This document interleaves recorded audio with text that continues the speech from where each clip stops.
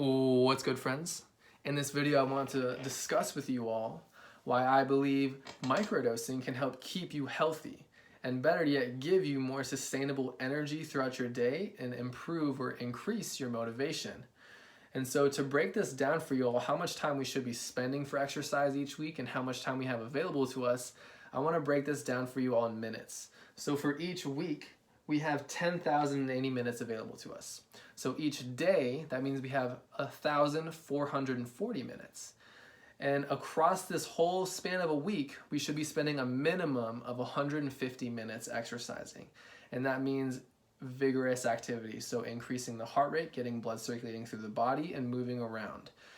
And so to break this up into smaller amounts, we can be doing 30 minutes 5 days a week, right? This is a pretty general prescription. Now, to go even further from that is by breaking up or microdosing that 30 minutes into 3 10-minute breaks, right? And these can be put anywhere throughout our day that we find suitable and helpful for us. And what this can help with is by allowing us to delegate these each 10-minute intervals in the way that we want it to be. So the first one could be stretching or just moving around. The second one could be your vigorous exercise or a high intense workout that could be 10 minutes with intervals.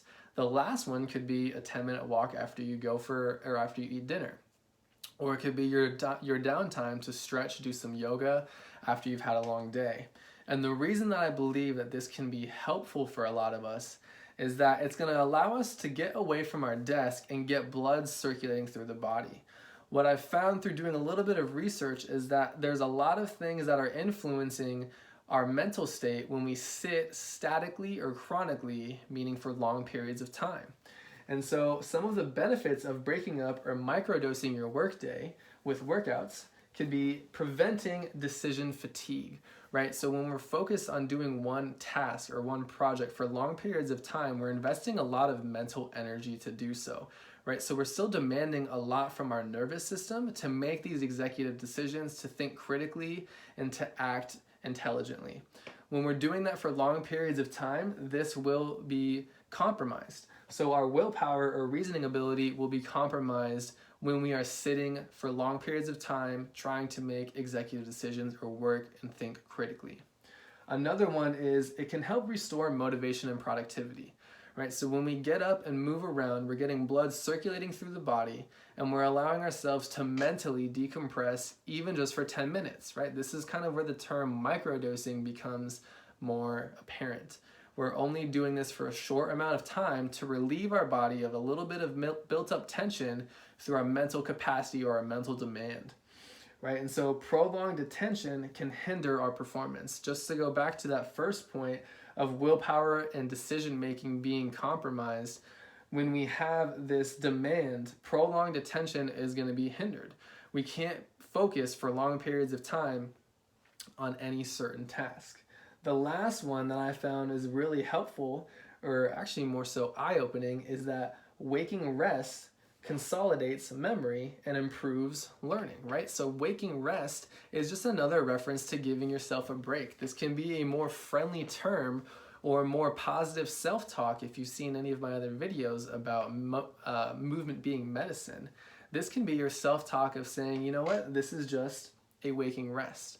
I'm not giving myself necessarily a break. If that word is associated with negative outcomes for you, we can talk about waking rest instead.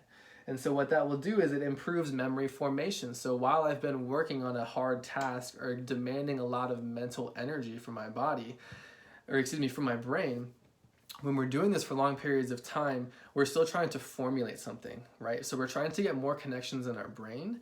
And if we're trying to memorize everything that we've been demanding of it for long periods of time, again, that's going to go back to it being compromised without any form of movement being intervened here.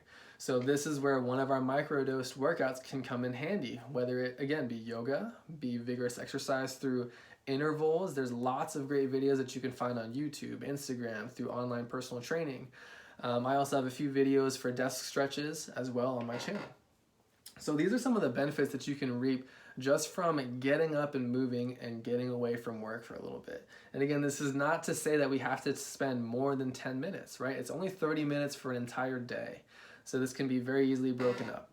And the other side for food, the benefits of microdosing your food could potentially be sustainable blood sugar levels, right? So if we have some food or some kind of nourishment going into our body, say every 2 hours, this can be helpful for keeping a regulated blood sugar level so that we can consciously think and be more competent of what we're trying to make happen, right? So making better executive decisions, better problem solving skills. The other one can be increased fat cell utilization, right? So if we're microdosing fasting instead of microdosing food, right, there's two sides of this coin. Microdosing fasting means that we only allow our body about an 8-hour window of consuming all of our calories for our day. And this can only work for, again, certain people. Male and female are also going to differ. So again, if you are more interested in finding out about intermittent fasting, find a nutritionist, find someone that has dietary specialization or education as their primary profession. But as an overall consensus, what I've come to find and believe thoroughly and truly is that if we're giving ourselves more time throughout the day to just rest, to decompress, to practice breathing, moving, being more in tune with our body and what's happening, what we're demanding from it, this can give our body a better relationship with our mind. And if we have a better relationship with our mind and our body, that's what's going to get us to our goal of sustainable energy and motivation. So I hope you all found some of this information to be helpful. If you did like it, I have references in all of the case studies or research articles that I looked at to get this information in the description of this video. If you all enjoyed my video, of course, please feel free to like and subscribe or share this. I look forward to seeing you all in my next video. Peace.